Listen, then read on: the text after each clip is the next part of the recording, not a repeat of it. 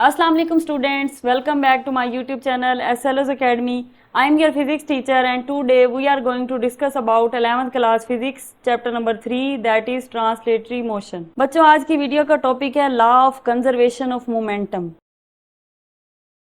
Topic को start करने से पहले मैं थोड़ा सा आप लोग को बताती चलूं कि साइंस में जितनी भी रिसर्चेज होती हैं उन्हें हम दो चीज़ों में डिवाइड कर सकते हैं, यानी दो अलग अलग हिस्से या दो अलग अलग टाइप्स बना सकते हैं, जिसे हम कहते हैं थ्योरी और लॉ। यानी कि एक टाइप को हम थ्योरी का नाम दे देते हैं, दूसरी को लॉ का नाम दे देते हैं। अब थ्योरी वो वाली रिसर्चेज होती हैं जो साइंटिस्ट जिस पर रिसर्च करते हैं उसके बाद हमारे सामने पेश करते हैं, तो जिस भी फॉर्म में वो पेश होती है उनको हम कहते हैं थ्योरी। लेकिन उसके बाद जब वो थ्योरी इंटरनेशनली एक्सेप्ट कर ली जाती है तब हम उसी थ्योरी को लॉ का नाम दे देते हैं।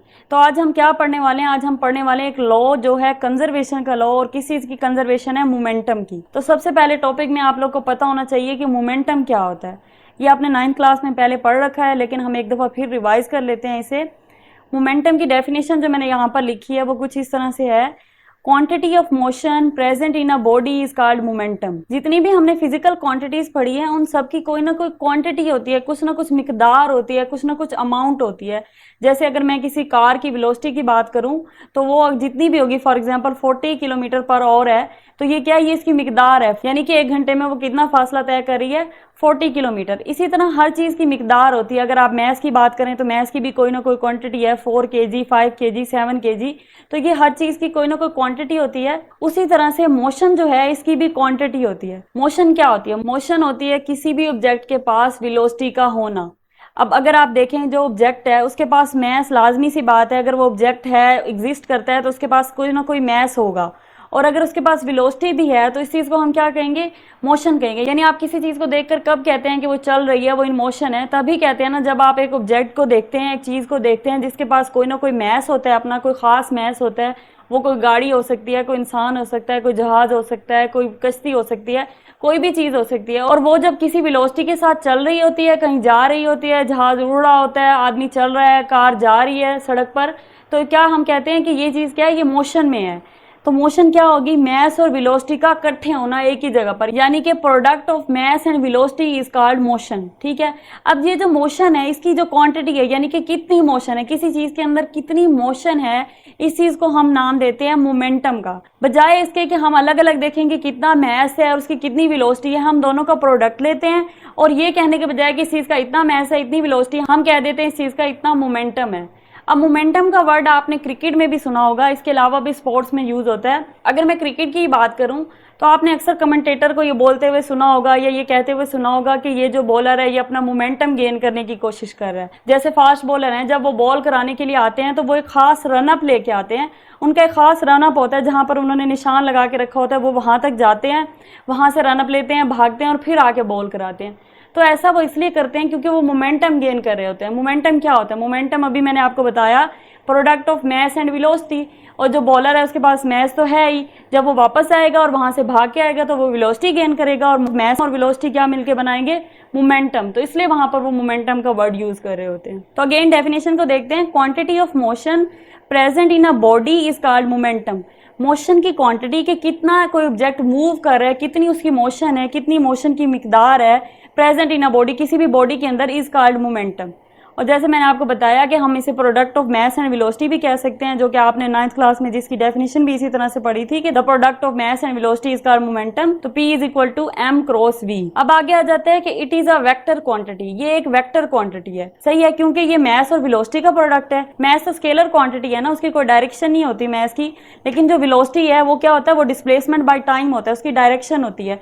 तो उसकी डायरेक्शन की वजह से ये जो मोमेंटम है ये भी एक वेक्टर क्वांटिटी है। So it is a vector quantity. और अगर ये वेक्टर क्वांटिटी है तो इसका मतलब इसकी डायरेक्शन होगी, क्योंकि हमने यही पढ़ा था ना कि स्केलर क्वांटिटीज ऐसी क्वांटिटीज होती हैं जिनके पास सिर्फ मैग्नीट्यूड और यूनिट होता है। उसके अलावा जो वेक्टर क्वांटिटीज होती हैं वो ऐसी क्वांटिटीज होती हैं जिनके पास ना सिर्फ मैग्नीट्यूड, यूनिट, बल्कि डायरेक्शन भी होती है, और उनकी डायरेक्शन ही उनको स्केलर से डिफ्रेंशिएट कर रही होती है। तो ऑब्वियस सी बात है कि मोमेंटम के पास डायरेक्शन होगी। अब डायरेक्शन कौन सी होगी, किस डायरेक्शन में मोमेंटम होता है, तो उसके लिए ये है कि it has the same direction as of velocity, यानी कि जो भी वेलोसिटी की डायरेक्शन होगी मोमेंटम की वही होगी, क्योंकि मास के पास तो डायरेक्शन है नहीं, सिर्फ वेलोसिटी के पास डायरेक्शन है। तो जिस डायरेक्शन में वेलोसिटी होगी मोमेंटम भी उसी डायरेक्शन में होगा। अगर वेलोसिटी ऊपर है, ऊपर वाली डायरेक्शन में है, तो मोमेंटम ऊपर होगा। अगर वेलोसिटी दाएं तरफ है तो मोमेंटम दाएं तरफ होगा, बाएं तरफ है तो बाएं तरफ होगा, नीचे की तरफ है तो नीचे की तरफ होगा। इसके बाद एक कंसेप्ट आ जाता है आइसोलेटेड सिस्टम। ये जो सारी चीजें हम पढ़ रहे हैं, मोमेंटम के बारे में पढ़ा, आइसोलेटेड सिस्टम है, ये हम इसलिए पढ़ रहे हैं क्योंकि law of conservation of momentum को समझने के लिए आप लोगों को इन चीजों का पता होना जरूरी है, क्योंकि ये एक बेसिक कंसेप्ट है जो इससे पहले अगर पता होगा तो आपको उसको समझने में आसानी होगी। मोमेंटम आपने 9th क्लास में पढ़ रखा था, इसलिए मैंने ज्यादा डिटेल में नहीं पढ़ाया, लेकिन उसका मैंने आपको ओवरव्यू दे दिया है। अब हम देखते हैं कि आइसोलेटेड सिस्टम क्या होता है और बाद में मैं आपको बताऊंगी कि इसे हमने क्यों पढ़ा। तो जैसे उसके नाम से जाहिर हो रहा है आइसोलेटेड, यानी कि किसी चीज को आइसोलेट कर देना। अब अगर आइसोलेट की मैं आपको एग्जांपल दूं, जैसे हमारे पास 2019 में कोविड-19 आया था, कोरोना वायरस, तो उसमें क्या हुआ था कि जिन लोगों को कोरोना हो जाता था उनको हम आइसोलेट कर देते थे। आप लोगों ने ये वर्ड टीवी पे बारहा सुना होगा कि जो कोरोना का मरीज है उसे आप आइसोलेट कर दें, अपने से अलग कर दें, अपने पास ना रखें, उसे दूर कर दें, उससे इतने फुट का फासला रखें। तो ये जो आइसोलेशन होती है इसका मतलब होता है अलैदगी, किसी चीज से अलग हो जाना, यानी कि एक सिस्टम से कट ऑफ हो जाना, बाकी चीजों से, इन्वायरमेंट से कट ऑफ हो जाना, बाकी चीजों से दूर हो जाना। तो ऐसा सिस्टम, यानी कि system is said to be isolated if and only if, ये कंडीशन है, अगर और सिर्फ अगर the total external force such as gravitational force और may be frictional force acting on the system is zero. अब फोर्स जीरो होने का मतलब आइसोलेशन कैसे है, वो ऐसे है कि अगर हम किसी सिस्टम को उसके इन्वायरमेंट से अलग करते हैं, यानी कि फॉर एग्जांपल आप इमेजिन करें कि आपके पास एक बॉक्स है जिसके अंदर हवा भरी हुई है, वो बॉक्स बिल्कुल सील्ड बंद है, यानी कि बाहर से कोई हवा नहीं एंटर हो रही, लेकिन पहले से ही हमने उसके अंदर थोड़ी सी हवा भर दी है, उसके मॉलिक्यूल्स इधर उधर फिर रहे हैं। तो वो जो बॉक्स है उसको हमने क्या कर दिया, आइसोलेट कर दिया इन्वायरमेंट से, यानी कि बाहर के इन्वायरमेंट से, बाकी जो इन्वायरमेंट है हमारी स्पेस है वहां से क्या कर दिया, आइसोलेट कर दिया। अब उस सिस्टम के बारे में आप सोचें कि एक सिस्टम आपने बना लिया, एक बॉक्स है, उसके अंदर गैस के मॉलिक्यूल इधर उधर रैंडम मोशन में हैं, तो उस बॉक्स में हमने उसको आइसोलेट इस तरह से किया है कि बाहर से कोई भी फोर्स उसके ऊपर नहीं लग रही।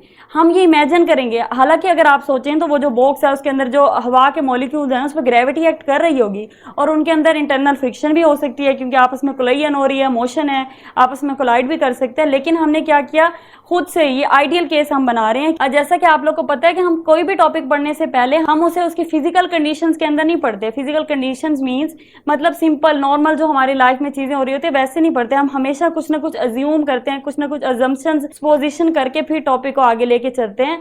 इसी तरह से हमने एक सिस्टम भी अज्यूम कर लिया कि एक बॉक्स है, उसके अंदर हवा के मॉलिक्यूल्स हैं जो रैंडम मूव कर रहे हैं और वो आइसोलेटेड है बाहर के एनवायरनमेंट से, बाहर की स्पेस से। और आइसोलेट होने का मतलब ये है कि ना ही उन पर ग्रेविटेशनल फोर्स लग रही है, यानी ना उन पर ग्रेविटी एक्ट कर रही है, ना ही उन पर कोई फ्रिक्शनल फोर्स है, यानी ना उनके दरमियान कोई आपस में फ्रिक्शनल फोर्स है। होगी लेकिन हम क्या करें, हम उसको इग्नोर करें, यानी कि ऐसा नहीं है, हमने सपोज कर लिया कि ऐसा नहीं है, आइडियल केस ले लिया। तो क्या होगा, ऐसे सिस्टम को हम क्या कहते हैं, आइसोलेटेड सिस्टम कहते हैं। इसके बाद आ जाता है हमारे पास स्टेटमेंट ऑफ LCM। अब ये मैथ्स वाला LCM नहीं है, ये है law of conservation of momentum, जिसको मैंने शॉर्ट फॉर्म में ऐसे लिख दिया है, law of conservation of momentum है ये। तो इसकी स्टेटमेंट पर जाने से पहले मैं आपको बताती हूँ कि आइसोलेटेड सिस्टम हमने क्यों पढ़ा, क्योंकि ये जो law of conservation of momentum है ना, इसको अप्लाई करने की कुछ कंडीशन है, यानी ये हर जगह ऐसे अप्लाई नहीं हो जाता लॉ, यानी ये लॉ होल्ड करने के लिए कुछ कंडीशन है। और वो कंडीशन ये है कि जो भी सिस्टम हो हमारा, जिस सिस्टम पर हम ये लॉ अप्लाई करना चाह रहे हैं वो आइसोलेटेड हो। जब वो सिस्टम आइसोलेटेड होगा तब उस पर ये लॉ अप्लाई होगा, अदरवाइज नहीं होगा। यानी कि ये लॉ की स्टेटमेंट नहीं है, स्टेटमेंट अलग से है, वो हम आगे पढ़ेंगे, लेकिन ये उसकी कंडीशन है कि उस लॉ को स्टार्ट करने से पहले, उसको अप्लाई करने से पहले, उसको पढ़ने से पहले आप माइंड में ये रख लें कि आप जिस सिस्टम के लिए उस लॉ को पढ़ रहे हैं वो सिस्टम एक आइसोलेटेड सिस्टम है। और आइसोलेटेड होने का मतलब है उस पर कोई भी फोर्स नहीं लग रही है, कोई भी फ्रिक्शनल ग्रेविटेशनल फोर्स नहीं लग रही है, उसे हमने उसके एनवायरनमेंट से अलग कर दिया है। तो अब अगर आप इसकी स्टेटमेंट को पढ़ेंगे तो आपको इंशाल्लाह समझने में आसानी होगी। स्टेटमेंट कुछ इस तरह से है कि the total momentum of an isolated system of interacting particles is conserved. अब क्योंकि हम पढ़े law of conservation of momentum, तो जाहिर सी बात है मोमेंटम की कंजर्वेशन यानी मोमेंटम के कंजर्व होने की बात होगी। तो सबसे पहले आप ये समझे कि मोमेंटम के कंजर्व होने का क्या मतलब है। कंजर्व होने का मतलब है कि किसी भी सिस्टम का जो मोमेंटम है वो कंजर्व रहे, यानी वो सेम रहे, वो एक जैसा रहे जैसे वो पहले था। तो बाद में जो भी उसका प्रोसीजर होना है, जिसे हम आगे डिस्कस करेंगे, उसके बाद भी वो सेम रहे, वैसे का वैसा रहे, जितना वो पहले था मोमेंटम उतना ही बाद में रहे। तो क्या होता है कि हमारा मोमेंटम कंजर्व है। और यहाँ पर यही मैंने लिखा है कि the total momentum of an isolated system. अब आइसोलेटेड सिस्टम का वर्ड सुनते ही आपके ध्यान में ये वाला सारा आ जाएगा। तो टोटल मोमेंटम यानी कि ऐसे सिस्टम का टोटल मोमेंटम जो पूरा कंप्लीट टोटल है, यानी टोटल मोमेंटम का मतलब ये है कि सिस्टम के अंदर, जैसे मैंने कहा कि गैस के मॉलिक्यूल्स है ना, तो गैस के बहुत सारे मॉलिक्यूल्स होंगे, सबका अलग अलग मोमेंटम होगा, क्योंकि हर मॉलिक्यूल के पास अपना मैस है और उसकी अपनी वेलोसिटी है। तो सब मॉलिक्यूल के पास जो मैस और वेलोसिटी है, इसका मतलब हर मॉलिक्यूल का अपना अपना मोमेंटम है। तो इनको जब हम ऐड ऑन करेंगे, सम अप करेंगे, तो टोटल मोमेंटम आ जाएगा सिस्टम का। तो यहाँ पर ये लॉ कह रहा है कि इस पूरे सिस्टम का जो टोटल मोमेंटम है ना, उसको क्या रहना चाहिए, कंजर्व रहना चाहिए। और यहाँ पर वही लिखा हुआ है कि of an isolated system of interacting particle. Isolated system कौन सा, किस चीज का, इंटरेक्टिंग पार्टिकल्स का। पार्टिकल्स हैं वही जो मैंने आपको बताया, गैस के मॉलिक्यूल्स हैं, गैस के पार्टिकल्स हैं, और वो क्या है, इंटरेक्टिंग है। इंटरेक्टिंग का मतलब ये है कि आपस में इंटरेक्ट कर रहे हैं, आपस में एक दूसरे के साथ कोलाइड कर सकते हैं। इंटरेक्शन कैसे हो सकती है, इंटरेक्शन यही होती है ना कि एक दूसरे के साथ कोई ना कोई मेल मिलाप हो। पार्टिकल्स के लिए इंटरेक्शन का मतलब है उनकी आपस की कुलयन, यानी कि जैसे आप सोचें अगर वो डब्बे के अंदर मॉलिक्यूल्स घूम रहे हैं तो क्या होगा, वो रैंडम मोशन में कोई एक आएगा, वो दूसरे से इधर से टकराएगा, दूसरा जाएगा, वो तीसरे से टकराएगा, तीसरा चौथे से, कभी वो उसकी वॉल्स दीवारों से टकरा रहे होंगे, तो आपस में क्या होगी, टकराव हो रहा है, यानी कुलयन हो रही है, इंटरेक्शन हो रही है। तो जो इंटरेक्शन पार्टिकल्स हैं जो कि आइसोलेटेड सिस्टम के हैं, उनका जो टोटल मोमेंटम है वो कंजर्व रहेगा, वो सेम रहेगा। अब हम देख लेते हैं इसकी मैथमेटिकल फॉर्म। तो यहाँ पर मैंने लिखा पी एफ। पी क्या है, ये मोमेंटम की रिप्रेजेंटेशन है, और वेक्टर का निशान ऊपर लगाया है क्योंकि मैंने आपको बताया ये एक वेक्टर क्वांटिटी है।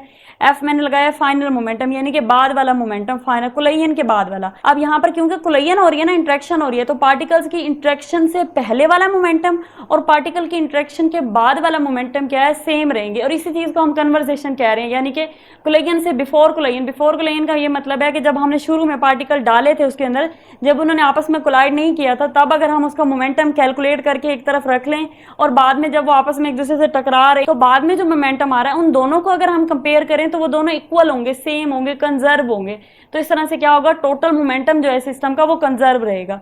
इसलिए यहाँ पर लिखा है मैंने P F is equal to P I, और अगर इस पी आई को इस साइड पे ले आए तो P F minus P I is equal to 0। और इस डिफरेंस को हम डेल से भी रिप्रेजेंट करते हैं। आपने अक्सर जगह पे पढ़ा होगा जहां हम डिफरेंस ले रहे होते हैं वहां हम डेल लिख देते हैं। तो यहाँ पर मैंने क्या किया, डेल पी लिख दिया, यानी डिफरेंस इन मोमेंटम, यानी चेंज इन मोमेंटम। दूसरे लफ्जों में इस डेल का मतलब है चेंज इन मोमेंटम। मोमेंटम के अंदर चेंज जो है वो क्या है, वो 0 है, यानी कि कोई चेंज नहीं आ रहा। जो पहले था कुलयन से वही बाद में है। अब इस बात को अगर मैं आपको छोटी सी सादा एग्जांपल से समझाऊं, फॉर एग्जांपल आप घर में 4 बहन भाई हैं, और आपके जो अब्बू हैं, आपके जो फादर हैं, उन्होंने आपको पैसे दिए हैं, और जो एक बड़ा बहन भाई है, जो भी बड़ा बहन भाई होगा, उसको 20 रुपीज दिए हैं, बाकी जो छोटे 3 हैं उनको 10 दिए हैं।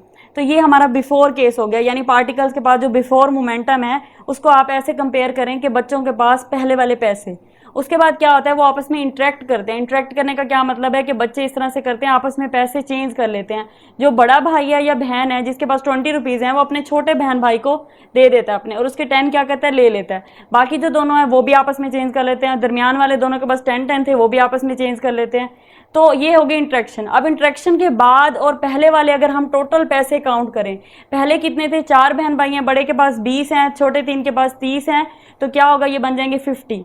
और अगर बाद में काउंट करें, जो बड़े के पास 20 थे वो छोटे के पास आ गए, और बाकी दोनों ने भी चेंज किए, तो बाद वाले भी क्या होंगे, 50।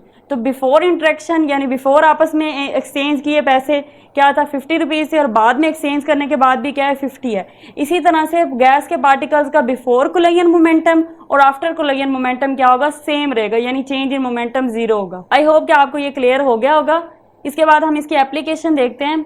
तो एप्लीकेशन जैसे मैंने आपको यहाँ पर भी जिक्र कर दिया है कि हम कुलयन वाले पार्टिकल्स को देखते हैं, तो वही मैंने यहाँ पर लिखा है, it is applicable on collision happened in a closed isolated system. तो इसकी जो एप्लीकेशन होती है वो वहां पर होती है जहां पर कुलयन हो रही हो पार्टिकल्स के दरमियान, और कुलयन भी कैसी हो, जो कि happened in a closed isolated system. एक क्लोज्ड, जैसे मैंने आपको बताया, एक बॉक्स है जो बिल्कुल सील्ड है और उसके अंदर मॉलिक्यूल्स हैं गैस के, तो क्लोज्ड और आइसोलेटेड जो इन्वायरमेंट से कट ऑफ है, ऐसे सिस्टम पर इसकी एप्लीकेशन होती है। इसके अलावा एक्सप्लोजन पर भी हम इसे अप्लाई करते हैं, उसकी एप्लीकेशन नेक्स्ट है, उसे हम आगे पढ़ेंगे। एक्सप्लोजन होती है जैसे एक बम अगर फट जाए आपके सामने तो क्या होगा, वो बम एक पूरी एक शेप में था, एक सिंगल ऑब्जेक्ट था और वो फटेगा तो उसके बहुत सारे टुकड़े क्या होंगे, दूर दूर उड़ के जाएंगे। तो यानी पहले वाला मोमेंटम उसका और बाद वाला मोमेंटम वो भी सेम रहते होते हैं, तो उस पर भी इसकी एप्लीकेशन होती है। उसको नेक्स्ट हम अगले लेक्चर में डिस्कस करेंगे। Applications of conservation of momentum. तो बच्चों आज की वीडियो में हम पढ़ने जा रहे हैं उसकी एप्लीकेशंस, यानी कि वो हमारी डेली लाइफ में law of conservation of momentum कहाँ पर अप्लाई होता है। ये तो हमें पता है कि आइसोलेटेड सिस्टम पर, लेकिन कौन से आइसोलेटेड सिस्टम, यानी ऐसे कौन से सिस्टम्स हैं जिन पर हम इसकी एप्लीकेशंस को देख सकते हैं। तो आज हम इसको डिस्कस करने जा रहे हैं। एप्लीकेशन स्टार्ट करने से पहले मैं आपको एक्सप्लेन के बारे में बताना चाहती हूँ, क्योंकि इसकी जो एप्लीकेशन है ना वो सबसे ज्यादा एक्सप्लेन पे होती है या फिर कुलोयन पे होती है। मैंने आपको लास्ट लेक्चर में भी बताया था कि हम इसको कहाँ कहाँ अप्लाई करते हैं, एक्सप्लोयन पर और कुलोयन पर, यानी एक तो आइसोलेटेड सिस्टम हो, दूसरा उसमें एक्सप्लोयन हो रही हो या फिर कुलोयन हो रही हो। तो अब आप लोग को ये पता होना पहले जरूरी है कि एक्सप्लोयन क्या होती है और कुलोयन क्या होती है। तो सबसे पहले हम देखते हैं एक्सप्लोयन क्या है। In an explosion a single object breaks apart into multiple fragments with momentum being redistributed among the pieces. तो इसमें क्या है कि इन एन एक्सप्लोयन में ये होता है कि a single object breaks apart, एक सिंगल ऑब्जेक्ट है, आप अपने माइंड में कोई भी सिंगल ऑब्जेक्ट इमेजिन कर सकते हैं। जैसे यहाँ पर मैंने बॉम्ब की पिक लगाई हुई है, तो आप इसे इमेजिन कर लें कि आपके पास एक बॉम्ब है जो कि एक सिंगल ऑब्जेक्ट की फॉर्म है। जैसे यहाँ पर है हमारे पास a single object breaks apart, वो क्या कहता है, ब्रेक होता है, टूटता है। अपार्ट मतलब उसके पीसेस अलग हो जाते हैं एक दूसरे से। तो क्या होता है, इनटू मल्टीपल फ्रेगमेंट, वो बहुत सारे पीसेस में, बहुत सारे फ्रेगमेंट्स के अंदर टूट जाता है। With the momentum being redistributed among the pieces, यानी कि अब आप इस बात को ऐसे समझें कि आपके पास एक ऑब्जेक्ट है जो पहले पूरा साबित ऑब्जेक्ट है, पूरा बगैर टूटे हुए। तो उस ऑब्जेक्ट के पास उसका मोमेंटम है, यानी उसके पास मैस भी है और उसकी अपनी वेलोसिटी भी है, उसका कोई ना कोई मोमेंटम है। उसके बाद क्या होता है, बेशक वो मोमेंटम जीरो ही क्यों ना हो, मतलब मोमेंटम की वैल्यू हम जीरो भी ले सकते। जीरो का मतलब ये है कि मोमेंटम नहीं होगा, लेकिन हम कह तो रहे हैं ना कि पी जीरो है। तो अगर पी जीरो भी है और बाद में अगर वो ऑब्जेक्ट ब्रेक होता है, उसके पीसीज हो जाते हैं, तो वो जो पीसीज होंगे वो कुछ इस तरह से अलग अलग डायरेक्शन में जाएंगे कि वो जो मोमेंटम पहले अगर जीरो था, तो बाद में जो पीसीज का मोमेंटम होगा उनको अगर हम ऐड अप करें तब भी हमारा जो टोटल मोमेंटम है वो जीरो ही रहेगा। यानी बिफोर ब्रेकअप और आफ्टर ब्रेकअप, टूटने से पहले का मोमेंटम बेशक वो जीरो है, बेशक उसकी कोई वैल्यू है, और टूटने का बाद का मोमेंटम जो पीसीज की फॉर्म में टूट जाएगा जब, तो उन जो पीसीज का मोमेंटम अलग अलग होगा उनको जब हम सम अप करेंगे तो वो वाला मोमेंटम, दोनों के आंसर क्या होंगे, सेम होंगे। इसलिए क्या होगा, मोमेंटम कंजर्व रहेगा। और यही तो है हमारा law of conservation of momentum. तो ये है हमारे पास एक्सप्लोयन, यानी जिसमें आपको पता चल गया कि ऑब्जेक्ट क्या करता है, टूट जाता है डिफरेंट पीसेज में। यानी एक साबित, एक पूरा ऑब्जेक्ट बहुत सारे पीसेज में जब कन्वर्ट हो जाता है, बहुत सारे पीसेज में जब टूटता है, उसे हम एक्सप्लोयन कहते हैं। और कुलोयन हमारे पास होता है, a collision is an event where two or more objects came into contact with each other and forces on one and other over a short period of time. अब कुलोयन कैसा इवेंट है, कुलोयन इज एन इवेंट, एक ऐसा event है where two or more object, यानी दो भी हो सकते हैं, दो तो लाजमी सी बात है, कुलोयन के लिए दो ऑब्जेक्ट तो लाजमी सी बात है कि दो होंगे। सिंगल ऑब्जेक्ट जो है वो कुलोयन प्रोड्यूस नहीं कर सकता। जैसे यहाँ पर तो हमने कहा था ना कि एक सिंगल ऑब्जेक्ट होगा जो कि ब्रेकअप हो जाएगा डिफरेंट पीसेस के अंदर, फ्रेगमेंट के अंदर, लेकिन यहाँ पे क्या है कि दो ऑब्जेक्ट्स होंगे या फिर दो से ज्यादा भी हो सकते हैं। केम इनटू कांटेक्ट, आपस में जब एक दूसरे के कांटेक्ट में आते हैं, यानी एक दूसरे को टच करते हैं, एक दूसरे को आके लगते हैं, एक दूसरे में इंटरेक्ट करते हैं, तो क्या होगा, विद ईच अदर, एक दूसरे के साथ, and forces on one and other. तो फिर क्या कहते हैं, ये एक दूसरे के ऊपर फोर्स लगाते हैं। यानी आपके पास दो ऑब्जेक्ट हैं, आप इमेजिन कर लें आपके पास दो बॉल्स हैं, दोनों को क्या होता है, आप दोनों को एक दूसरे की तरफ भेजते हैं, यानी दोनों को थोड़ा सा पुश करते हैं और वो दोनों एक दूसरे की तरफ आती हैं। तो जब वो एक दूसरे की तरफ आ रही होंगी, एक टाइम ऐसा आएगा, एक जगह ऐसी आएगी जहां पर आकर वो दोनों एक दूसरे के साथ टकरा जाएंगी। जब वो टकराएंगी तो क्या होगा, उनमें कुलोयन प्रोड्यूस होगी। इस चीज को हम क्या कहते हैं, टकराव को क्या कहते हैं, कुलोयन। और इस टकराने के दौरान क्या हो रहा होता है, वो दोनों ऑब्जेक्ट एक दूसरे के ऊपर फोर्स लगा रहे होते हैं। ऐसा ही होता है ना, जब दो बॉल्स आपस में आके एक दूसरे से टकराएंगी तो क्या होगा, जब एक दूसरे को टच करेंगी तो लेफ्ट वाली बॉल राइट वाली बॉल पे फोर्स लगाएगी और राइट वाली बॉल लेफ्ट वाली बॉल पे फोर्स लगाएगी।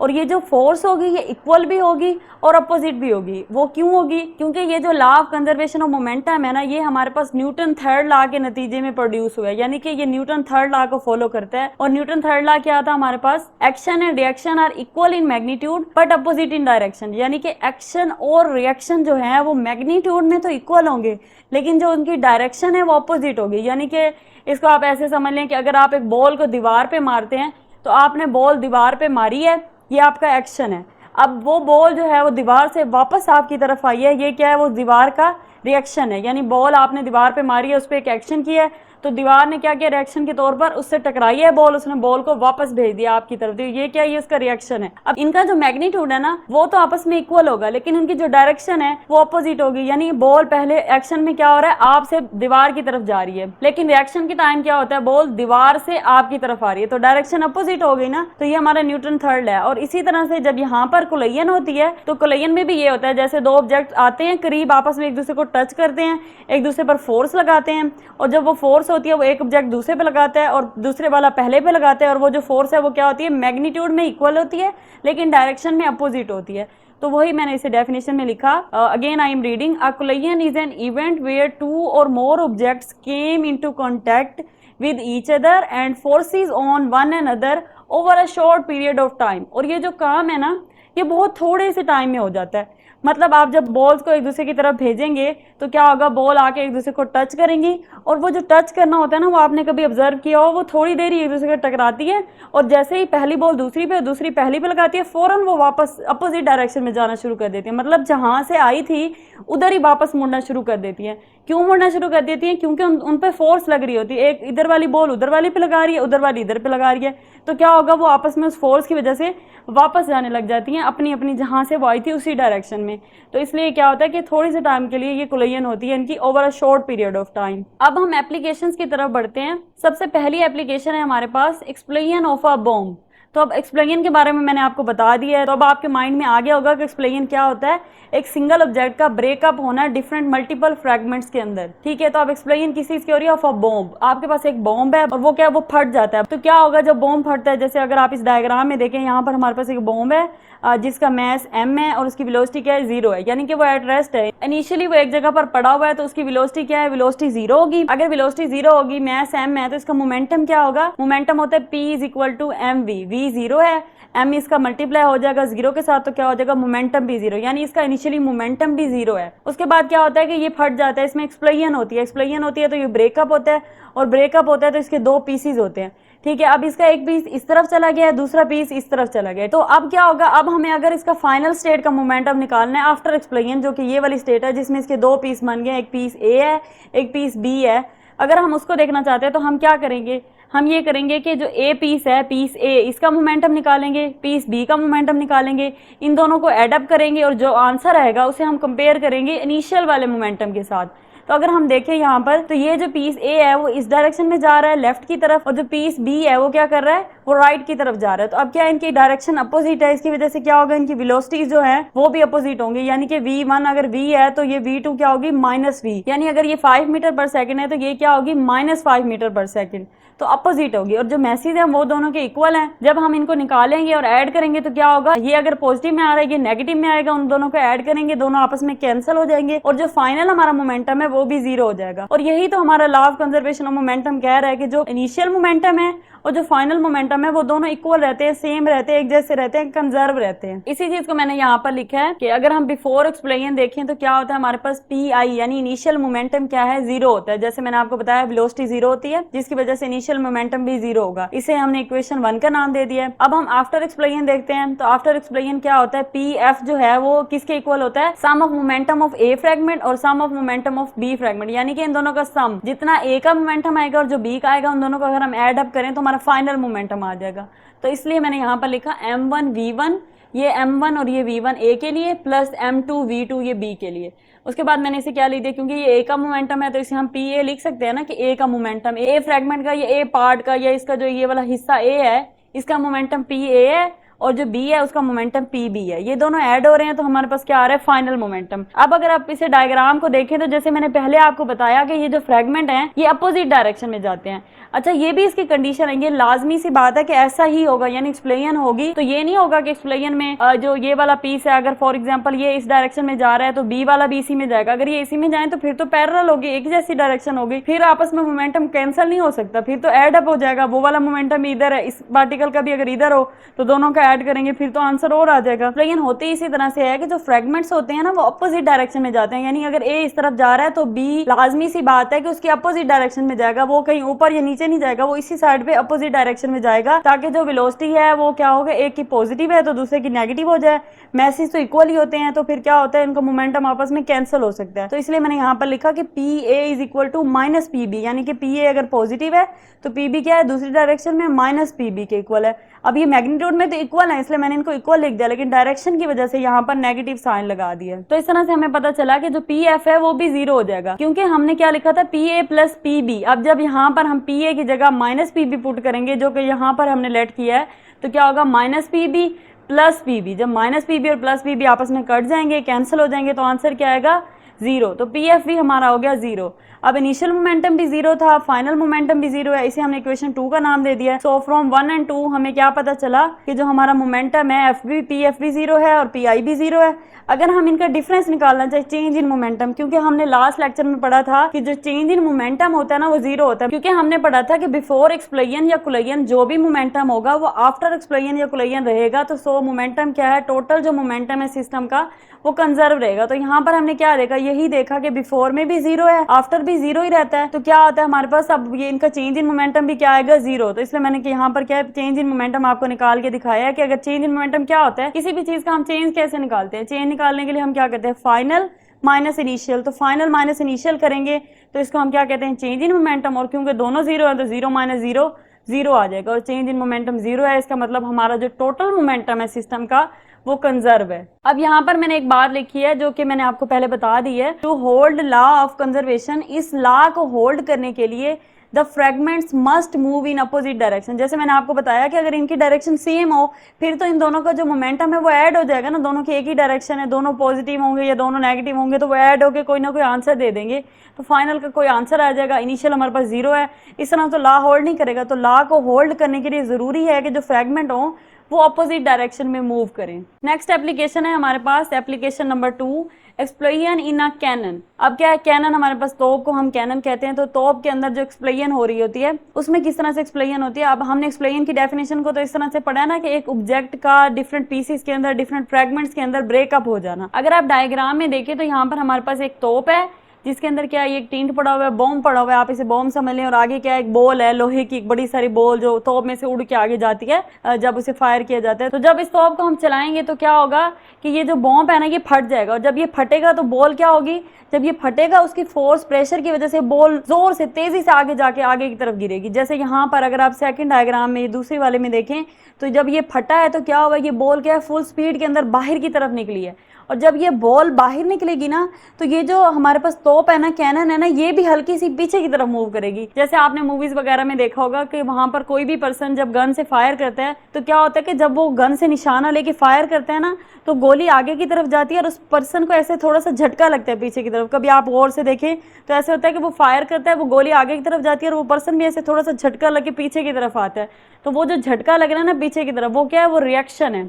अब यहाँ पर सवाल ये पैदा होता है कि अगर law of conservation of momentum Newton third law को होल्ड करता है, न्यूटन थर्ड लॉ के नतीजे में पैदा हुआ है, तो यहाँ पर एक्शन और रिएक्शन इक्वल क्यों नहीं है। मतलब वो जो तोप में से बॉल निकलती है, आपने वो देखा होगा कि वो तो उड़ के काफी दूर यहाँ पर जाके कहीं गिरेगी, लेकिन ये जो है ये बिल्कुल हल्का सा स्लाइड हुई है। अगर आप डायग्राम में भी देखें तो ये देखें यहाँ पर थी पहले और बाद में थोड़ी सी ये इधर हो गई है, तो ये हल्की सी स्लाइड हुई है। तो ऐसा क्यों होता है, तो ये सवाल आपके जहन में आ सकता है। इसका आंसर ये है कि इसमें एक और चीज भी होती है। अगर आप देखें इस बॉल का जो मैस है जिसके ऊपर मेंशन किया हुआ है, अगर आप इसे देख सके तो ये कितना है, 5 kg। इस बॉल का मैस है 5 kg। अब पता है असल में होता क्या है, असल में होता ये है कि जो इनका आपस में एक्शन एंड रिएक्शन है ना, इनका जो मोमेंटम है ना वो आपस में क्या होता है, इक्वल होता है। यानी कि एक्शन एंड रिएक्शन इक्वल होने का मतलब है जिस मोमेंटम से बॉल आगे गई है ना उसी मोमेंटम से ये जो हमारी कैनन है ना तोप है ये पीछे आएगी। अब मोमेंटम क्या है, मोमेंटम है हमारे पास product of mass and velocity. तो आप लोग गलती ये करते हैं कि आप सिर्फ वेलोसिटी को देख रहे होते हैं कि ये तो इतनी ज्यादा वेलोसिटी के साथ यहाँ पे जाके गिरी है और ये जो कैनन है ये थोड़ी सी वेलोसिटी इसने गेन की और हल्का सा अपनी जगह से स्लाइड होके पीछे हो गई है। तो इसलिए आप ना ये गलती कर रहे होते हैं कि उसमें मैस नहीं इन्वॉल्व कर रहे होते। तो मोमेंटम असल में क्या है, product of mass and velocity. अब अगर हम इसकी वेलोसिटी को देखें तो वेलोसिटी तो इसकी ज्यादा है, यहाँ तक गई है, लेकिन इसका जो मैस है वो क्या है, वो सिर्फ 5 kg है। तो जब हम 5 kg को इतनी सारी वेलोसिटी से मल्टीप्लाई करेंगे तो वो जो भी आंसर आएगा वो आंसर। और जब इसकी हल्की सी वेलोसिटी, लेकिन इसका मैस क्या है, यहाँ पर अगर आप देख सके तो 100 kg, 100 kg को उस थोड़ी सी वेलोसिटी से मल्टीप्लाई करेंगे वो आंसर, और 5 kg छोटे से मैस को इस बड़ी सारी वेलोसिटी से मल्टीप्लाई करेंगे तो वो दोनों आंसर क्या आएंगे, इक्वल आएंगे। तो फिर क्या होगा, action and reaction are equal in magnitude but opposite in direction. तो डायरेक्शन क्या है, इसकी इस तरफ है और कैनन किस तरफ जा रही है, पहले यहाँ पे थी और ये पीछे की तरफ। तो क्या हो गया हमारे पास, अब ये साबित हो गया कि ये वाकई न्यूटन थर्ड लॉ को होल्ड करता है, एक्शन एंड रिएक्शन। बस गलती ये नहीं करनी कि सिर्फ वेलोसिटी की बात नहीं करनी, मैथ्स को भी इन्वॉल्व करना है। जब आप प्रोडक्ट को लेके चलेंगे, मोमेंटम को लेके चलेंगे, तो अब आपको समझ आ जाएगी कि ये वाकई न्यूटन थर्ड लॉ को होल्ड कर रहा है। इसे अब यहाँ से देख लेते हैं। तो यहाँ पर इसकी मैंने मैथमेटिकल फॉर्म लिखी है कि बिफोर एक्सप्लेन हमारे पास क्या होता है, T I is equal to zero, यानी इनिशियल मोमेंटम क्या है, जीरो है। क्यों जीरो है, इसलिए जीरो है क्योंकि सारी चीजें रेस्ट पे हैं, बॉल भी अंदर है, कैनन भी रुका हुआ है, मोशन में नहीं है, इसी तरह बॉम्ब भी अंदर है, तो यानी कोई भी चीज यहाँ पर मूव नहीं कर रही, इसलिए क्या है, वेलोसिटी जीरो होगी। मैसेज उनके हैं लेकिन वेलोसिटी जीरो है, और हमें पता है कि momentum product of mass and velocity है, तो वेलोसिटी जीरो होने की वजह से जब मैस से मल्टीप्लाई होगा तो मोमेंटम भी जीरो हो जाएगा। इसलिए इनिशियल केस में क्या है, हमारे पास हमारे पूरे सिस्टम का जो मोमेंटम है ना, वो क्या है, वो जीरो है। यहाँ पर ये जो सिंबल लगा है इसे हम कहते हैं सिग्मा, और सिग्मा आता है सम के लिए, यानी कि sum of momentum is equal to zero. अब सम ऑफ मोमेंटम क्यों है, क्योंकि ये एक चीज का मोमेंटम तो नहीं है, यहाँ पर हमारे पास एक से ज्यादा ऑब्जेक्ट है, एक हमारे पास कैनन है, एक ये बॉल है और एक ये क्या बॉम्ब है, तो ये तीन चीजें हैं, तो इन तीनों चीजों का मोमेंटम होगा। तो ये सम लिखने का मकसद ये है कि इन तीनों का, यानी बॉल का भी, बॉम्ब का भी और कैनन का भी, इन तीनों का जब मोमेंटम को हम सम करते हैं, इन तीनों का अलग अलग भी जीरो है, और जब इन तीनों को सम करेंगे तो सम भी जीरो आएगा। तो इसलिए क्या है, इनिशियल केस में हमारे पास मोमेंटम क्या है, पी आई क्या है, जीरो है। अगर हम आफ्टर एक्सप्लेन की बात करें तो आफ्टर एक्सप्लेन में क्या होगा कि फाइनल हमारा मोमेंटम क्या होगा, फाइनल मोमेंटम होगा हमारे पास कैनन का मोमेंटम और बॉल का मोमेंटम, क्योंकि बम तो फट गया ना, वो तो खत्म हो गया। तो अब हमारे पास कौन सी दो चीजें बची, एक बॉल बचती है और एक कैनन बचती है। तो अगर हम फाइनल मोमेंटम देखना चाहें तो हमें दोनों का लेना पड़ेगा। दोनों का इसलिए क्योंकि हमारी बॉल ने भी मूव किया है, वो आगे की तरफ गई है, और हमारी कैनन भी हल्की सी पीछे स्लाइड हुई है, तो इसने भी कोई ना कोई मोमेंटम गेन किया। मैसेज तो दोनों के पास पहले ही थे ना, पहले वेलोसिटी नहीं थी ना, इसलिए हम यहाँ पर जीरो ले रहे थे। तो अब यहाँ पर क्या हुआ कि यहाँ पर वेलोसिटी आ गई, बॉल भी आगे गई और ये भी हल्का सा पीछे मूव हुई, तो क्या हुआ, दोनों के पास वेलोसिटी भी आ गई, मैसेज ऑलरेडी हैं, यानी कि product of mass and velocity दोनों के पास है, इसका मतलब दोनों का कोई ना कोई मोमेंटम होगा। तो इसलिए हम फाइनल मोमेंटम में क्या करेंगे, final momentum is equal to cannon का मोमेंटम और बॉल का मोमेंटम ऐड करेंगे। तो एम सी इसका कैनन का मैस है, वी सी उसकी वेलोसिटी है, फिर बॉल का मैस है, बॉल की वेलोसिटी है, तो ये ऐड हो रहे हैं। अब आगे मैंने क्या किया कि इसको रिप्रेजेंट किया है पी मोमेंटम की फॉर्म में, तो ये कैनन का मोमेंटम है, product of mass and velocity का मोमेंटम लिख सकते हैं। इसी तरह यहाँ पर भी पी बी लिखती है। अब यहाँ पर भी वैसे होता है कि दोनों मोमेंटम आपस में अपोजिट है, एक मोमेंटम इस साइड पे है, दूसरा मोमेंटम इस साइड पे, एक मोमेंटम राइट साइड पे है, दूसरा लेफ्ट साइड पे। तो उनको कैसे मैंने लिख दिया कि P C is equal to minus P B. अब ये अपोजिट हो गए हैं, तो जब अपोजिट हैं तो यहाँ पर हम क्या करेंगे, पी सी की जगह माइनस पी बी पुट करेंगे, तो क्या होगा, minus P B plus P B, वो दोनों कट जाएंगे और हमारे पास फाइनल मोमेंटम आ जाएगा जीरो। तो इनिशियल मोमेंटम भी जीरो है, फाइनल मोमेंटम भी जीरो है। तो फ्रॉम 1 और 2 हमें क्या पता चल रहा है कि हमारे दोनों मोमेंटम जीरो हैं, इसका मतलब मोमेंटम कंजर्व है। अब उसी तरह से हम चेंज इन मोमेंटम निकाल लेते हैं, तो चेंज इन मोमेंटम होता है फाइनल माइनस इनिशियल, यानी P F minus P I, दोनों जीरो हैं, जीरो माइनस जीरो क्या हो जाएगा, del P is equal to zero. तो चेंज इन मोमेंटम जीरो है, so it means that it is holding the law of conservation of momentum. तो यहाँ पर भी वही मैंने लाइन लिखी है कि टू कंजर्व मोमेंटम क्या होना चाहिए, cannon itself must recoil backward with an equal momentum. तो कैनन जो है उसको भी मस्ट रिकॉइल बैकवर्ड, पीछे की तरफ मूव होना चाहिए विद एन इक्वल मोमेंटम। अगर ये नहीं होगी तो फिर न्यूटन थर्ड लॉ नहीं होगा, और जब न्यूटन थर्ड लॉ नहीं होगा तो इसका मतलब है law of conservation of momentum hold नहीं करेगा, फिर ये उसकी एप्लीकेशन ही नहीं हो सकती। तो इसके लिए जरूरी है कि जो कैनन हो वो भी पीछे की तरफ जाए इक्वल और अपोजिट मोमेंटम के साथ। थर्ड एप्लीकेशन है हमारे पास रॉकेट्स एंड जेट इंजन। अब आप लोग देख रहे हैं किस तरह से हम लोग बॉम्ब से रॉकेट्स तक पहुंच गए, मतलब हम जमीन की बातें करते करते स्पेस में चलेंगे। तो इसकी कितनी इंपॉर्टेंस है law of conservation of momentum की, कि ये आम एक डेली लाइफ अकरेंस से लेकर हमारे रॉकेट्स और जेट इंजन तक ये अप्लाई हो रहा है, वहां तक इसकी एप्लीकेशंस हैं। तो रॉकेट्स एंड जेट इंजन में क्या होता है कि बिफोर थ्रस्ट, यानी कि रॉकेट लॉन्च नहीं हुआ, अभी मूव नहीं किया, अभी वो जमीन पर ही है, तो वहां पर क्या होता है कि रॉकेट या फिर जेट इंजन, दोनों में से जिस चीज की भी बात कर लें, क्या होगा, इज एट रेस्ट, यानी इनिशियली वो दोनों क्या है, रेस्ट पे होंगे। जाहिर सी बात है अभी वो जमीन पे, अभी वो लॉन्च नहीं किए गए, अभी वो जमीन पे ही हैं, स्टैटिक कंडीशन में है, तो क्या होगा, वो दोनों रेस्ट पे हैं, जिसकी वजह से मोमेंटम क्या होगा, v जीरो है, तो मोमेंटम इनिशियल मोमेंटम भी जीरो होगा। अब ड्यूरिंग थ्रस्ट, यानी कि उनके उड़ने के दौरान क्या होता है कि एज द रॉकेट और जेट इंजन, उन दोनों में से जो भी expels gas in one direction. अब उनमें से ना गैस निकलती है, वो दोनों जो है ना वो जिस डायरेक्शन में मूव कर रहे होते हैं ना उससे अपोजिट डायरेक्शन में गैस रिलीज करते हैं। अगर आप इस डायग्राम में देखें तो ये जो हमारे पास रॉकेट है इसके नीचे से आपको गैस रिलीज होती नजर आ रही है। तो इसके अंदर इस तरह का मवाद होता है जिसको आग लगती है, जिसकी वजह से जो गैस है वो प्रोड्यूस होती है। और ये जो गैस है ना ये कोई हल्के प्रेशर वाली नहीं होती, ये बहुत ज्यादा प्रेशर वाली होती है, हाई प्रेशर की गैस प्रोड्यूस हो रही होती है। जिसकी वजह से ये होता है कि देखिए अगर आप खुद भी सोचे अपनी कॉमन सेंस से, अगर ये हाई प्रेशर की गैस प्रोड्यूस हो रही है इस डायरेक्शन में तो क्या होगा, ये नीचे की तरफ जाएगी, प्रेशर लगाएगी, जमीन पर टकराएगी, तो ये क्या होगा, एक्शन एंड रिएक्शन की वजह से जब ये जमीन पे फोर्स लगाएगी तो रिएक्शन के तौर पे क्या होगा कि वापस की तरफ भी फोर्स आएगी। जैसे हम बॉल को दीवार पे मारते हैं तो दीवार क्या है, बॉल हमें वापस फेंक देती है। तो यहाँ पर भी ऐसे है, जब ये जो गैस है ये जमीन से टकराएगी, जितने प्रेशर से टकराएगी, इसका हाई प्रेशर होता है, उतना प्रेशर वापस की तरफ आएगा और वो प्रेशर इस रॉकेट को पुश करता है ऊपर जाने के लिए, यानी कि वो इसे एनर्जी प्रोवाइड करता है कि ये ऊपर उड़ सकता है।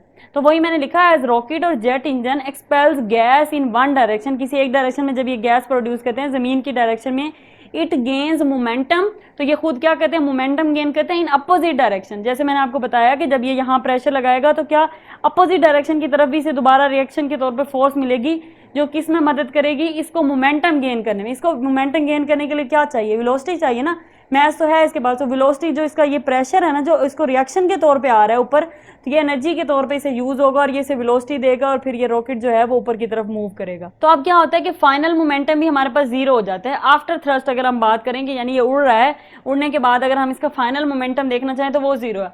अब वो जीरो कैसे होता है, हालांकि वो जीरो नहीं है, यहाँ पर आप लोग देख रहे हैं कि उसके पास मोमेंटम है, वो उड़ रहा है, वो जीरो कैसे हुआ, वो जीरो इस तरह से हुआ कि जितना वो ऊपर की तरफ उसके पास मोमेंटम है ना इस रॉकेट के पास, उतना ही इस गैस के पास नीचे की तरफ मोमेंटम है, यानी कि इन दोनों को अपोजिट डायरेक्शन में इक्वल मोमेंटम है। तो अगर हम इस गैस को इंक्लूड करते हुए इस पूरे सिस्टम का मोमेंटम देखें तो वो जीरो होगा, यानी जितना मोमेंटम रॉकेट के पास है उतना गैस के पास है। वो दोनों जब ऐड होंगे तो एक दूसरे को कैंसिल कर देंगे क्योंकि डायरेक्शन अपोजिट है, नेगेटिव साइन आ जाएगा, कैंसिल करेंगे तो क्या होगा, फाइनल मोमेंटम भी जीरो हो जाएगा। जब फाइनल मोमेंटम जीरो हो जाएगा, इनिशियल मोमेंटम ऑलरेडी जीरो है, फाइनल मोमेंटम भी जीरो है, तो change in momentum P F minus P I, तो del P is equal to zero, यानी कि यहाँ पर भी हमारा मोमेंटम कंजर्व रहेगा। फोर्थ एप्लीकेशन है हमारे पास कैरेट प्लेयर। ये एक तरह की गेम है और जिसके अंदर फिजिक्स अप्लाई हो रही है। और अब आप लोग सोच रहे होंगे कि हमारी फिजिक्स कहाँ कहाँ अप्लाई हो रही है, तो अगर आप इस तरह से फिजिक्स को पढ़ें तो बड़ी इंटरेस्टिंग हो जाए। तो हर गेम के अंदर ही फिजिक्स अप्लाई हो रही होती है। तो यहाँ पर हमारे पास ये है कि कैरेट प्लेयर में हमारे पास एक प्लेयर होता है जो कि उसके सामने एक टारगेट होता है। जैसे हमारे पास ब्रिक हो गई, अगर ब्रिक क्या है उसके पास ईंट है तो उसको तोड़ने के लिए वो मुक्का मारता है उस ब्रिक के ऊपर और टूट जाती है। जब भी हम टीवी पे ऐसी कोई खबर सुनते हैं कि किसी कैरेट प्लेयर ने कोई नया रैकेट बनाया तो हमें बड़ी हैरानी होती है कि उसको चोट नहीं लगती, उसके हाथ जख्मी नहीं होते।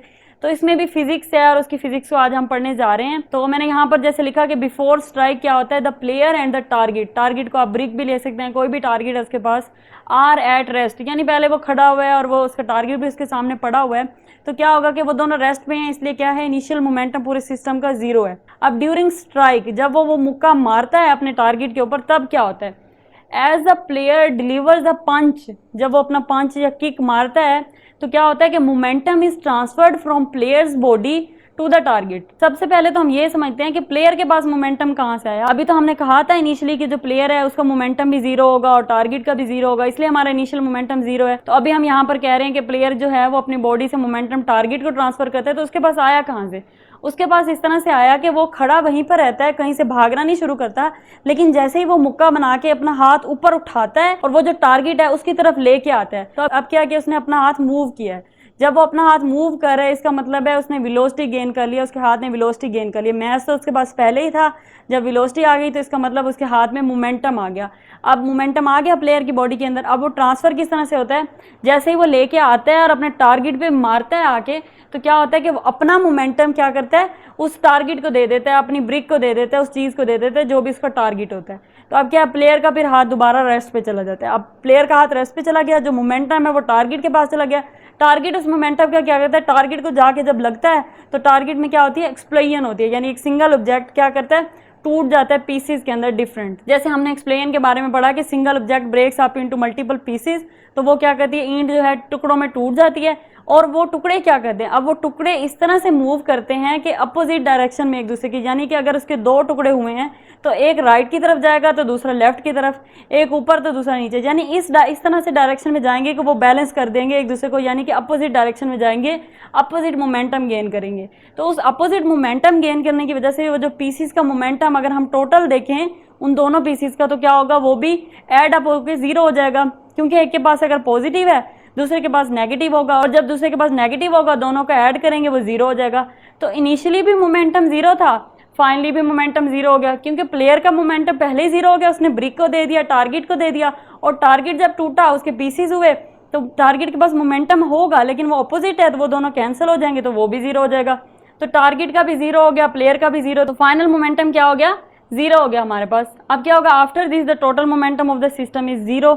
अब आपको समझ आ गई ना कि किस तरह से मतलब मोमेंटम प्रोड्यूस होगा ड्यूरिंग स्ट्राइक, लेकिन जब हम फाइनली एंड में देखेंगे ना एंड वाला मोमेंटम, तो एंड वाला मोमेंटम 0 हो जाएगा। अब इनिशियल मोमेंटम भी 0 है, फाइनल मोमेंटम भी 0 है, यानी मोमेंटम कंजर्व है, चेंज इन मोमेंटम भी 0 होगा। तो यहाँ पर भी law of conservation of momentum hold कर रहा है। नेक्स्ट आ जाती है हमारे पास fifth example, bat and ball. यहाँ पर कोलिजन हो रही है, जैसे हमने एक्सप्लेन पढ़ी है, ये वाली एग्जांपल एक्सप्लेन की थी, इससे पहले भी पहले वाली एक्सप्लेन की थी, और यहाँ पर क्या है, कोलिजन हो रही है। अब कोलिजन किस तरह से हो रही है कि बैट एंड बॉल आपस में कोलाइड करेंगे, और वो ऐसे कोलाइड करेंगे कि before collision the total momentum of the system is the sum of the bats and balls momentum. अब यहाँ पर केस थोड़ा सा डिफरेंट है, बात वही है, यहाँ पर भी इनिशियल और फाइनल मोमेंटम जो है वो सेम रहेंगे, पर यहाँ पर 0 नहीं होंगे। इससे पहले जितने भी हम केसेस पढ़ रहे थे उनमें हम क्या पढ़ रहे थे कि इनिशियल मोमेंटम भी 0 होता है, फाइनल मोमेंटम भी 0 होता है, इसलिए वो दोनों सेम है, इक्वल है, इसलिए हम कह देते थे चेंज इन मोमेंटम भी 0 है, और टोटल मोमेंटम जो है सिस्टम का वो भी कंजर्व रहा है, वो भी सेम रहा है। लेकिन यहाँ पर क्या होता है, यहाँ पर कोलिजन होती है ना, तो कोलिजन में क्या है, अब मैंने जैसे आपको पहले कोलिजन पढ़ाते हुए बताया था कि अगर आप दो बॉल्स को आपस में पुश करें, करीब लाएं, तो क्या होगा, वो दोनों मूव करती आएंगी। इसका मतलब है कि इनिशियली भी उनके पास मोमेंटम है, और जब वो टकराती हैं और वापस की तरफ जाती हैं तो फाइनली भी उनके पास मोमेंटम होता है, क्योंकि वापस भी वो मूव करती हुई जाती हैं अपनी अपनी जगह की तरफ जहां से वो आई थी। तो इसलिए क्या होता है, कोलिजन के अंदर हमारे पास बिफोर कोलिजन भी मोमेंटम होता है, आफ्टर कोलिजन भी मोमेंटम होता है। इस एग्जाम्पल को यहाँ पर इंक्लूड करने का मकसद ही ये है कि असल बात ये नहीं है कि मोमेंटम पहले भी 0 हो और बाद में भी 0 हो। तो अभी तक आपने जो इतनी सारी एप्लीकेशन पढ़कर अगर अपने माइंड में ये बिठा लिया है कि पहले का मोमेंटम भी 0 होगा, बाद का भी 0 होगा, इसलिए चेंज इन मोमेंटम 0 है, तो इसकी वजह से हम कह देते हैं कि मोमेंटम कंजर्व है, सेम है, यानी पहले भी 0 था बाद में भी 0 है, तो इसका मतलब सेम है। ऐसा नहीं है, अगर पहले का मोमेंटम 5 है और बाद का मोमेंटम भी 5 है तब भी मोमेंटम कंजर्व है, तब भी law of conservation of momentum hold हो रहा है, क्योंकि असल बात यह है कि पहले का मोमेंटम और बाद का मोमेंटम सेम होना चाहिए, चाहे वो पहले और बाद 0 हो, चाहे 5 हो, 4 हो, 6 हो, 8 हो, 10 हो। तो अब यहाँ पर हमारे पास क्या है, 0 नहीं है इनिशियली, यहाँ पर हमारे पास मोमेंटम है, और वो मोमेंटम क्या है, the total momentum of the system, यानी सिस्टम क्या है, bat and ball is the sum of the bats and balls momentum. Bat और बॉल के मोमेंटम का सम है, हमारे पास दो ही चीजें हैं ना सिस्टम के अंदर, बैट और बॉल, तो जो मोमेंटम इनिशियल मोमेंटम क्या होगा, वो सम होगा बैट का और बॉल का इनिशियल मोमेंटम। अब बैट का और बॉल का इनिशियल मोमेंटम कौन सा होगा, इस बात को आप इस तरह से इमेजिन करें कि एक बॉलर आ रहा है बॉल कराने के लिए और बैट्समैन बिल्कुल तैयार खड़ा है हिट करने के लिए। तो क्या होता है, बॉलर भाग के आ रहा होता है और उसने बॉल फेंकनी होती है, तो आपने गौर किया होगा जो बैट्समैन होता है ना, वो अपने बल्ले को ऐसे हिला रहा होता है, वो ऐसे थोड़ा सा पीछे की तरफ करता है, आगे वो ऐसे आगे पीछे कर रहा होता है कि जैसे ही बॉल आएगी तो वो तैयार हो रहा होता है कि मैं बल्ले को ऐसे हिट करूंगा और जोर से आगे जाएगी। तो क्या कर रहा होता है, वो अपने बैट को मूव कर रहा है। तो अब इसके मतलब उसके पास वेलोसिटी भी है बैट के पास, और मैच तो है ही, तो उसके पास मोमेंटम है। और बॉल भी जब बॉलर के हाथ से छूटती है तो उसके पास मैच भी होता है और वो तेज वेलोसिटी के साथ आती है। अगर फास्ट बॉलर बॉल करा रहा है तो वो तेज आएगी, अगर स्पिनर करा रहा है तो थोड़ी सी हल्की आएगी, लेकिन उसके पास वेलोसिटी होगी। तो वेलोसिटी भी है, मैच भी है, मोमेंटम है। तो ये उस मोमेंटम की बात हो रही है कि जो टोटल मोमेंटम है बिफोर कोलिजन में, वो सम होगा बैट का वो मोमेंटम जो उस बैट्समैन के हिलाने की वजह से उसने गेन किया है, और बॉल का मोमेंटम कि जब बॉल को बॉलर फेंकता है तो वो जो मोमेंटम उसके पास होता है। तो initial momentum is equal to initial momentum of ball plus initial momentum of bat. अब बॉल आई है, बॉल ने हिट किया है बैट को, उसके बाद बैट्समैन ने छक्का लगाया, चौका लगाया, या फिर जो भी लगाया है, लेकिन उसने हिट कर दिया बॉल को। तो क्या होगा कि बॉल क्या करेगी, वापस किसी भी डायरेक्शन में, लेग साइड पे, ऑफ साइड पे, किसी भी डायरेक्शन में आगे की तरफ चली जाएगी, और बैट्समैन का जो बल्ला है ना वो फिर से मूव करके उसको मारते हुए वापस जाएगा। तो अब क्या है कि दोबारा भी बैट हिल रहा है, बल्ला भी मोशन में है और बॉल भी मोशन में है। तो क्या है, when the bat hits the ball their momentum interchange. अब इनका मोमेंटम इंटरचेंज हो गया, यानी कि बॉल ने जो मोमेंटम टकराते हुए, जो मोमेंटम पहले उसके पास था, वो टकराते हुए बॉल ने अपना बैट को दे दिया और बैट ने अपना जोर से हिट करके अपना मोमेंटम क्या किया, बॉल को दे दिया। तो इन दोनों के मोमेंटम आपस में इंटरचेंज हो गया। तो इसलिए मैंने यहाँ पर लिखा है कि जो फाइनल मोमेंटम है, यानी कुलैयन के बाद, कुलैयन में तो टकरा गया ना, उसके बाद जो फाइनल मोमेंटम है ना बैट का, वो इक्वल हो जाएगा इनिशियल मोमेंटम ऑफ बॉल। यानी बॉल के पास जो इनिशियल मोमेंटम था ना, उसने अपना बैट को दिया, तो बैट का जो फाइनल मोमेंटम है वो बॉल वाला हो गया बाद में। और बॉल का जो फाइनल मोमेंटम है, जब वो टच बल्ले को हिट होने के बाद आगे गई है, तो वो कौन से वाला होगा, वो वाला होगा जो उसको बैट ने दिया होगा अपना इनिशियल मोमेंटम, जो बैट के पास पहले था। तो ये दोनों इंटरचेंज होंगे, इसलिए हमारे पास क्या होता है, P F is equal to P I bat plus P I ball.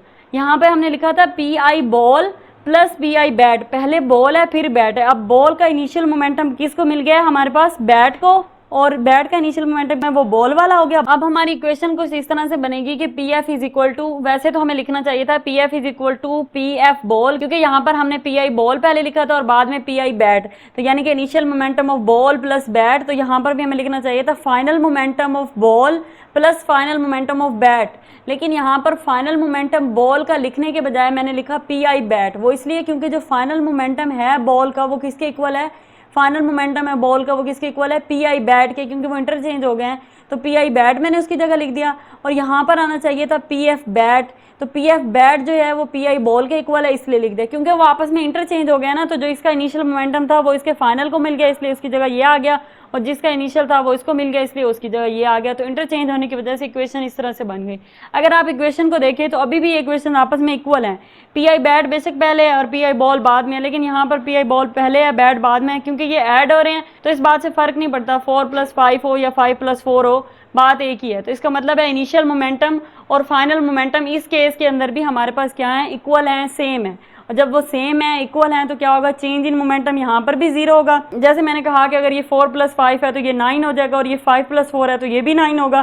तो 9 - 9 0, यानी चेंज इन मोमेंटम भी 0। चेंज इन मोमेंटम जब 0 होगा, इसका मतलब हमारा जो टोटल मोमेंटम है सिस्टम का वो कंजर्व रहेगा, और ये एप्लीकेशन भी law of conservation of momentum को होल्ड कर रही है। तो ये था बच्चों हमारा आज का लेक्चर। आई होप आपको लेक्चर समझ आ गया होगा, लेकिन फिर भी अगर इसमें कोई कन्फ्यूजन हो तो कमेंट सेक्शन में लाजमी बताइएगा, हम इसे दोबारा डिस्कस कर लेंगे। Thank you so much.